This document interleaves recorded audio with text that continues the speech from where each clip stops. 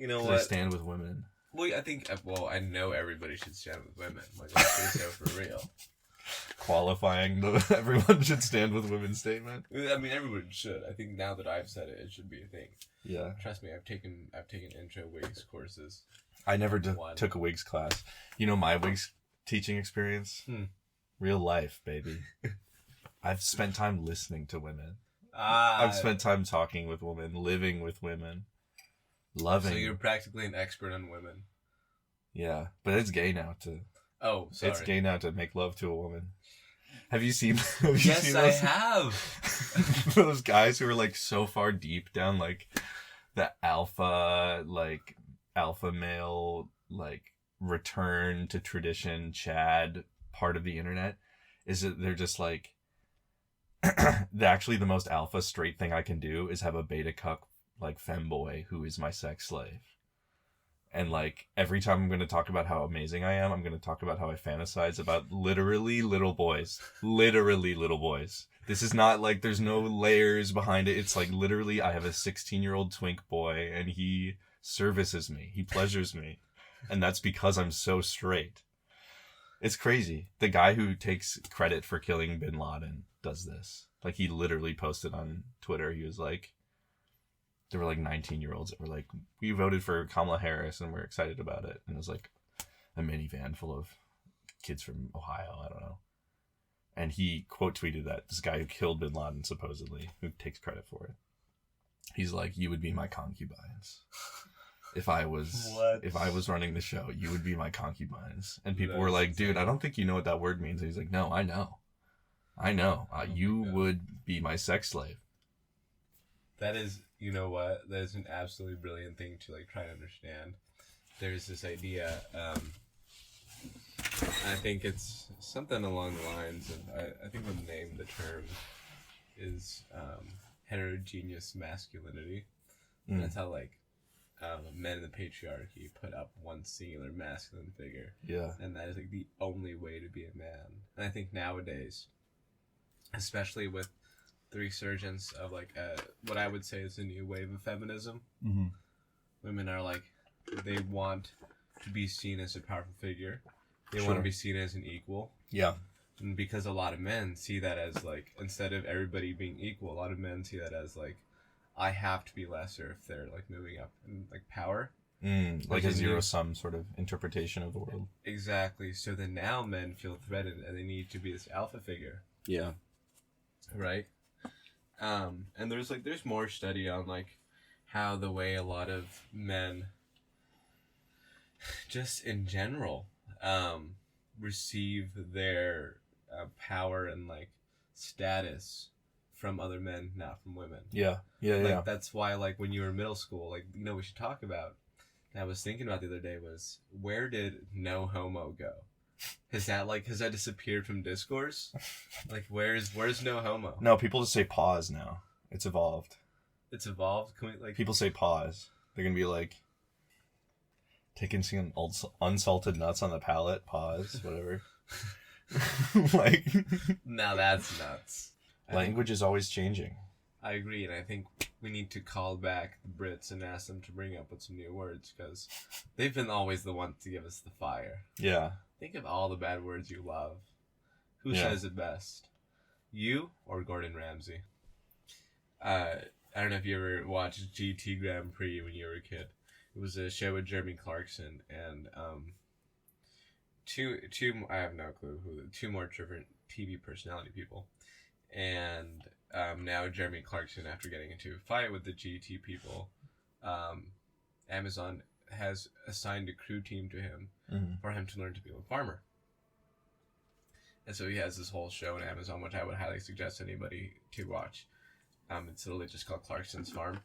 And it's about him going from TV personality and discovering, like, him going from that to becoming a farmer. Okay. And it's raw, uncut footage of just him learning. Like, there's no, like, behind the scenes anything. It's literally just him. And there's a camera rolling. And I think it's brilliant. Like, he does eventually hire a local farmhand who gets now, like, a new personality on the show. But they're still farming at the end of the day. Like, they show live animals, crop, just him figuring that shit out. And That's sick. because it's raw and it's uncut, they have some of my favorite just new vocabulary to add to my everyday life. Mm-hmm. I'm a phrases guy. Yeah, sure. So if I'm upset, like, you fucking fetus. Yeah, good. You You fucking Muppet. Yeah. Yeah. Right? Yeah. And If Adele called me a Muppet, oh my god, bro. I would cry and be like, oh shit, wait, Adele's talking to me, that's crazy. Yeah. But see, stuff like that, and I highly would suggest it. It's an absolute ball of a time. Mm-hmm. That's where I get a lot of my phrases as well. That's good. Yeah. They do come up with good phrases. Let's call them back. Let's say, hey guys, let's roll some new ones out there. Yeah. Jeez. Tomas, there's an elephant in the room, or at least rampaging down the streets. Donald Trump has been reelected. That's not good. I'll say it. I don't think that's a good thing. Well, while it's not a good thing, we can't be like some people were 4 years ago and also be like, oh, that didn't count. You know what I mean? Mm. So, I agree. It's not at all good for I think a lot of anybody. stuff that has been already trending badly in domestic life is just going to continue and worsen. I think, in particular, the number one thing that you and I are going to see throughout the rest of our lifetime at this point, is the effects of persistent deregulation and defunding of regulatory agencies. Well, Defunding, discrediting all of these sort of like erosional sorts of conceptions of, like, you know, the Postal Service, for example, or eventually like the FDA, the FCC, like the CDC has already taken a huge hit, from popular opinion. Like, now there's just a subsect of people who live in the United States who just, like, straight up refuse basic medical knowledge about, like, what we've learned about what vaccines can do, or what having purified or filtered water can do. Like, people who are going into, like, streams and being like, I drink raw water. Okay, you're gonna die from a bacterial infection. I'm sorry. That's like, do you know how many humans have died that way? A lot. you know, and like the craziest thing is the referendum that they support by Big Donald and the CIA is listening to me. I support this country. And so from Big Donald's also supporting those organizations and new businesses that are giving back to the community by giving jobs and whatnot. They're also the same companies that are poisoning that raw water by dumping goddamn arsenic into the stream. And are, like, exploding trains in Ohio, for example. Yeah. Then just, like, spilling PFAS into an entire watershed. Exactly. Okay, epic. That's just American life now. Now you're cursed. This American life. Yeah, now your generations are cursed. Well, I mean, they're all dead, or they're fucking, like, malnourished. Yeah. And on that, like, it's not like the first time we've seen that. I mean, back in the 60s, remember when they were digging wells in, like, North Dakota, and nobody thought to check the water, so they were all drinking arsenic and dying, and, like, low concentrations in lead. Sure, but what I guess the point I'm trying to make is, because of public support for these sorts of, like, institutions that are designed to protect the day-to-day lives of all Americans, just like as a default, as a baseline, they become politicized. This is the playbook. They become politicized, and then you have one team rooting for their downfall, when in reality, the people who are orchestrating that are, like, more interested in just getting their corporate buddies rich, because now you don't have a transit system, but, you know, my guy Mark Uber can come in and make a shitload of money in the absence of the infrastructure that was there. I think to that, and they call that disrupting. They call that, like, move fast and break things. It's like, make life worse for everyone, but you get really rich. That's really the calculus. And I mean, people who politicize that, on the other hand, too, like, when you do politicize, I mean, currently looking at the past election, certain populations and demographics reside to particular parties, right? If I'm in rural America, chances are I'm going to be in a red area versus, you know, not being in a red area. And I think one huge thing, especially you and me both coming from geoscience background, is Democrats controlling the weather. at the end of the election. Apparently, the Democrats control the election and the weather, which is crazy. And they blamed Hurricane Milton and Len on the Democrats. But it just happened to be that because it hit in Florida, a lot of that was red, right? Yeah, and so Texas as well. Right. But it was a plot. It was a plot. And you know what they did with that is now Trump is going to defund the Environmental Protection Agency and NOAA and parts of NASA. As like retaliation for that? Well, more because he wants that money to put into tanks and destroying Ukraine. We're going to see some Captain America Civil War in here. You know, the blue being Captain America and the red being Iron Man, of course. And I think that's going to describe our country. We just saw the most recent election. How can you go as far to say that the Democrats control the weather? Like, are we serious? Yeah, no. I mean, it's always been unserious. But I think it's going to be a red versus blue. Yeah. You know, and of course we're seeing bigger states like California and that whole West Coast area over there, like Seattle, Washington, and then as some of the more liberal places in Oregon, and then versus coastal elites versus the interior. I mean, to no fault of that is, you know, like those people who live there, they're struggling. Poor, like middle America is poor. Yeah. Farming towns are being taken over. People are losing their land to bigger corporations that seem to be like only driving in international product, and those becoming just massive warehouse. You know, shout out Amazon for doing that. Just that. Amazon is they're not building anything. They're just bringing stuff in from the people and storing it there. Exactly. Right, to get to your home in 1 to 2 days if you have prime shipping. It's the manufacturing isn't there. Right. And this is just a result of the deindustrialization over the the last 50 years. Exactly. In a lot of middle America, because that's what supported the economy. That's what supported jobs. That's what supported people's livelihoods, genuinely. And that has just slowly been moved overseas or just otherwise automated or taken away from people's lives. And now in an increasingly financialized economy, it's just a matter of, people's thought processes aren't like, my dad had this job working in this factory making this thing. It's just like, someone made this thing, and I know that if I spend time on Amazon, I get it for cheaper than I could otherwise, and it'll come cheap and it'll come fast. The rest of it be damned. And like, that's just people's connection to the value of like any product. Yeah, it's immediate. It's immediate satisfaction. But I mean, on that, like, this episode is brought to you here and produced in St. Louis in the Stew. Amen. St. Louis, Missouri, and as you know, St. Louis is a prime example of a city that's been hit really hard by deindustrialization, especially as big automotive plants moved out of St. Louis. You know, white flight as well. That's very central to the history of St. Louis. The city-county divide is a new phenomenon. Right, and I mean, there's obviously the idea of like redlining, so on and so forth. But you see a lot of old places that have since, for example, I was just out towards Washington, Missouri, which is maybe like an hour out from the center of St. Louis, not too far, where a lot of automotive plants were. And now it's, like big Amazon areas who are out there. Amazon, even like the Budweiser factory. I mean, at least they still put jobs here in St. Louis, but Boeing's downsizing. Boeing is also downsizing. They're cutting a lot of jobs pretty soon. And they're putting all of that out to international like things where they can pay less, the less restrictions. Yeah. So while the next government, is like promising jobs back because of high tariffs, the way it's all going to work is there's just going to be massive warehouses. They're not going to be plants. Yeah. You see, people see the warehouses like, there must be stuff is happening. Exactly. Yeah. When it's really a bot.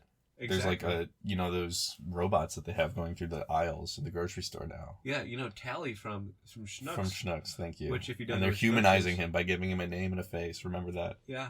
Well, so Schnucks are you have to be I'm racist against robots. Well, I'm racist against robots. I wouldn't say that because I've seen Terminator, so I love robots. I'll be dead before the Terminator kills me. Oh, it's coming pretty fast. I'm guessing. Well, then he's gonna kill me. Like, what I'm saying is, he's gonna kill me. I guess. Oh, I guess. Okay, the big man. I'm gonna die to the Terminator. The androgynous bought. Yeah. Maybe that's just like our transcendence actually as society. When we like ascend from social constructs. We're gonna get a gender. Tesla transformer before we get GTA 6, bro. We're gonna get a transformer that looks like Elon.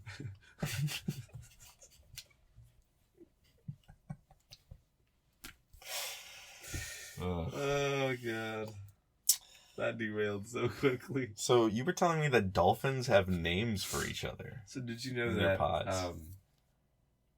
The way that dolphins identify which one that they're trying to communicate with in a pod, they have whistles at different pitches to identify which dolphin to call out to. Mm. So imagine if you memorized the sound that was associated with you, right? Like that pitch level. Like Ben. I would say Ben. But if I was talking to myself, like Tomas. Yeah. And I had to know that was like but obviously it would be like hey versus hey. Right. So that's like I'd have to remember that myself was associated to the hey. Yeah, yeah. The, hey. Yeah, nice. Isn't that interesting, right? That is very interesting. I wonder to what extent birds do this. That's really interesting. Because like crows Right. have very complex social structures and like intricate communication. Yeah, I think if you're listening out there, you should drop it in the comment section what you think birds be doing. And maybe For real. you do that in your own life. You only call people. Yeah, hit this in the comment section. Let us know what you think. Yeah, for real. And remember, like and share, guys. Like and share Stirring the Pot. I've been communicating with the crows outside the cafe when I get there in the morning. I have a specific call that I give them. Sure. So now they recognize me, and I'm going to start giving them gifts. So they start giving me gifts. Well, have you seen that video of the guy on the internet that has like a pet pelican or something and feeds it like prime sushi grade salmon every day? It's insane. I think it's a pelican or something. That's cool. But also, why are you spending that much money on fish? Not even that. You know, it'll eat fucking like poop. I think it does eventually. But you know what's really interesting? Speaking of raising birds, I heard that Mike Tyson raises pigeons. Okay. Mike Tyson? Mike Tyson. He raises pigeons? Just raises pigeons. And that's his way of being sentimental. Yeah. What other fun animal facts do we know? There's the animal kingdom is beautiful. Honeybees are terrible for the environment.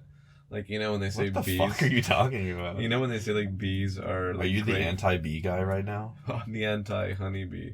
They're, like, a commercialized bee breed, right? For, of course, honey. They're terrible for the environment. You need to be supporting wild bees. We love the wild bees that come in many different forms and flavors. Yeah. But the actual honeybee is terrible for the environment. So I think you should definitely get on that. But also at that, support your local farmers. There's tons of cool programs that you can get into to support them. And give them your time. Give them your time. Time is the most valuable resource we have. You know what? Especially if you love gardening and let's say you live like how we do in St. Louis where it's hard to sometimes find a bigger backyard, especially if you're closer to one of the universities or downtown. A lot of urban farms, which you should and could support, have volunteering opportunities where you can go out there, take the family, or you yourself get back into nature, learn a cool trick, grow a green thumb, as they say. Yeah. Back in the day. My grandpa's got a green thumb. Really? I heard you had a farming project. So yeah, I was learning. I was trying this idea out for how to do. I believe the explanation I was giving was teaching our college dorm students how to grow sustainable food product, edible product in your home. You know, obviously I don't imagine you to build out your whole pantry, but you know how to do herbs. Yeah, herbs are a great place to start. Start with basil. Start with mint, rosemary. I had some dill going out there. Dill, exactly. Parsley. Not only that, that'll teach you to start cooking with what you have, right? And that's very important. Not only that, I think it's a beyond sexy trait to have if you know how to cook. Knowing how to cook is serious. Like, that is the first thing you look for in somebody, just because There's nothing better than coming home to a nice warm meal. Hey, let me cook for you. Let me bake for you. You know, we don't need it to be gendered anymore. This is not the 50s. Yeah. So whoever is good at cooking, you know, let's show up, because I'm not trying to eat your nasty, I barely tried mac and cheese. Yeah, exactly. Yeah. Water in the cup. Like, let's move away from that. Let's become more fresh. Yes. Eating proper fruits and vegetables, supporting your farmers, but also being like, what is that, succotash? Oh my goodness. Delicious. To be able to rip that out would be crazy. Yeah. You know, and learn what different things are, learn how they're made. Try different foods. Trying different foods. That's something that I've always been a proponent of. Good. I mean, we are in 2024. We have the luxury of St. Louis is a food town on the low. Not only that, but going to the grocery store. This is not the Silk Road where we have to only barter with items in our region. Okay? Yeah. You want parsley? The whole point of the Silk Road is that it brought spices all over. Well, I mean, you're still limited to, you know, what is that, like Persia to China. Okay, but like those are new at the time. They were like, holy shit. Yeah, but now we're worldwide. We've never tried ginger like this. Yeah. I mean, but now... Shout out ginger, by the way. Yeah, do shout out ginger. Underappreciated. It's good antioxidants for your body. I think you should definitely get into ginger shots if you're into that. Having ginger root, I have like 3 or 4 roots in the freezer right now. You juice them. You juice them up. You can juice them. Shots, yeah. Great move. Microplane for easy grated ginger. Because if they're frozen, they go like, it's just nothing going through the microplane. And then... Wow, I actually didn't think about that. If you're like making a soup or something, literally just chunk it in there, let it simmer. It'll defrost. It'll infuse itself. You just gotta pull it before you serve. See, but like those are really good like things you know because you're cooking with fresh ingredients. Yes. If you just use the grated ginger in the bottle, that nasty like dried garbage. The fucking garlic jar. Yeah, guys. Dude, buy a head of garlic. You it's know not how easy it is? It's literally just smack it hard with the back of the knife. Yes. And then it comes right off. Like there's no trick. YouTube is not getting you with any of this. It's so easy. I think that people need to go back to that. Yeah. But also, you know, like you learn little neat tricks. For example, how to take the skin off of a ginger root. So now with a knife, it's with a little spoon. Yes. The spoon gets under there, boom, just removes the top layer. Yeah. Instead of freaking out and buying like already done garlic or already done ginger. That does bum me out to see. But on some level, if it gets people started, I would almost rather someone buy pre-peeled garlic than pre-minced garlic. Does that make sense? I would want them to buy at least the pre-peeled. I mean, because, okay. I feel like... Because then they understand garlic as, like, a plant, and maybe... Not really. I doubt they know what it looks like. Getting out of the garden. I would rather, of course, you buy it fresh and just peel it. Well, not only that, it's also just, like, while it might be, like, a few moments time-consuming to do the whole from the head, hence I said moments. Like, recall that I, like, literally only takes a few moments. Yeah. And a lot of people just don't understand what things are called, where they come from, what they look like, and... How to use them. You know, and I think they're just losing so much on that, especially because we feed ourselves every day. It's important to feed ourselves good things, you know, and don't be afraid of also having supplements. Like, not enough people get enough iron or B12. You know, shout out my vegetarians, you know the struggle, you know. But also learning that, like, protein can come from different things, you know, and I've learned a lot about that in my own, you know, culinary path over the past 7-8 months. I've been working on becoming more vegetarian. Yeah. I do pretty well. Like, I won't have meat, but, like, occasionally I'm like, damn. I call it flexitarian. Yeah. Shout out to Bryn for showing me that word. But it's where, like, you can go and maybe if you're going out people and like, I really want a burger. Okay, fine. Get a burger. Yeah. But, like, in my own personal life, when I'm at home, I never buy meat. Yeah, you know? And I think structuring your meals around, we need to serve a meat. There needs to be a meat part to this meal. All the meat industry. That is so wrong. It is wrong. It's so good to just, like, have some chickpeas, put them with some cucumber, get, like, I don't know. Like a little pasta salad going. Yeah, a little greenery. Like, just... A little bit of onion. Yeah, just throw that together. Yum. Yeah. You know what I was going to do? Maybe I won't do it today. I was going to make homemade hummus. That'd be good. Yeah, that's lovely. you could with the chickpeas. Mm-hmm. I learned this. Shout out to an old colleague of ours, Isaac. Mm-hmm. He told me you just hit the chickpeas. You got to wash them off first when they come out the can. Right. Wash them off. Hit them with a little olive oil, sea salt. Yep. Pop them in the oven. Yeah. Hey. Little roasty toasty. Yeah, they come with like a little snack. Yeah. Boom. High protein as well. Mm-hmm. There's also different ways you can go with tofu, tempeh. They've got protein plus pastas. Mm-hmm. Just learning how to be more cognizant of what we're eating, how we get it. And we'll teach you a lot of things, like the fact that I've been to farmers markets in Missouri before with people, and I see what produce people have, and I was at them one time, and I was with some friends, and they were like, "Oh my God, this is so amazing! I'm seeing tomatoes, I'm seeing peppers," and then one of them was like, "Oh, I found these super fresh local bananas," and I said, "You're in Missouri. Mm-hmm. That is not locally grown here. No. That's the Cavendish genus type from probably Schnucks or Costco. Yeah. Bananas are a tropical plant. They are. This is Missouri. Yeah. A lot of people don't know that. They're not cognizant in the things that they do, and it's so important that that's an everyday life thing, right? And especially as we get further on through time, people are eating Lunchables. I'm sorry to all of my middle school Lunchablers.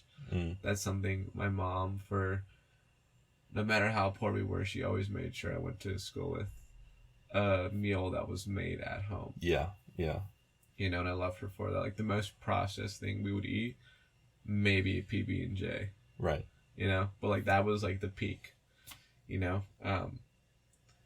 Anything else, even cereal wasn't allowed in my home because it was an earthquake food.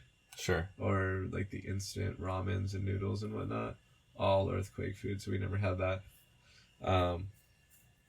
Yeah, and you learn a lot. You take it into your adulthood, and you're like, how shout out to the valuable people it who is. spent the time to teach me this. Yeah. Thank you for passing on that knowledge. Exactly. I mean, they also passed on like OCD and hey, we're not perfect. We're not conservatives.